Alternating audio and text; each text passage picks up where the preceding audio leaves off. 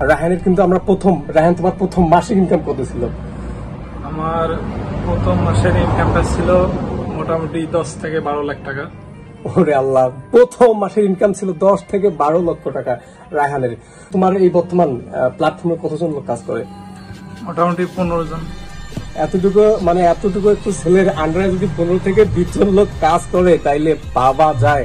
যে স্কুল যাওয়ার সময় যে টাকাটা 10 টাকা 5 টাকা বাবা মা দিত, ওই টাকাটা আমার জমানো ছিল। ওই টাকা থেকে এটা আমার মোটামুটি লাখখানেক টাকা আর কি জমা ছিল।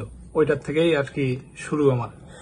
দর্শক, মূল কথা হচ্ছে সেই স্কুল যাওয়ার সময় যে টিফিনের টাকাটা দিত তার আব্বা আম্মা, সেই টিফিনের টাকাটা কিন্তু সে জোগাড় করতো এবং টিফিনের টাকা জোগাড় করে সে আজকে এত বড় একটা প্ল্যাটফর্মের মালিক। আসলে আমার শুরুটা ছিল 2016 থেকে।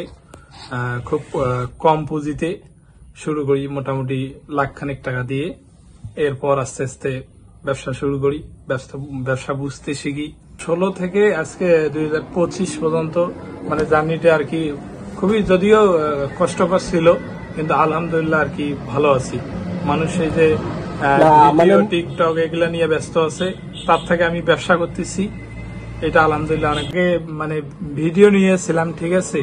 এই যে বিভিন্ন জনের ভিডিও দেখতাম, দেখে এই যে আপনারা যেভাবে ভিডিও করতেছেন এইরকম ভিডিও আমি দেখছি।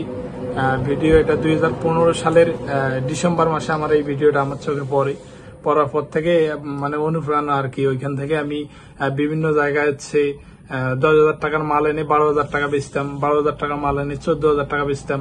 এইভাবে একটু একটু করে আগাইতে। শুরুর দিকে কষ্টটা কিরকম ছিল বা শুরুর দিকে আপনার লসের সংখ্যাটা কিরকম? আমি মাঝখানে ব্যবসা বাদ দিতে যাচ্ছিলাম, কুলাইতে পারতেছিলাম না, ঠিক আছে।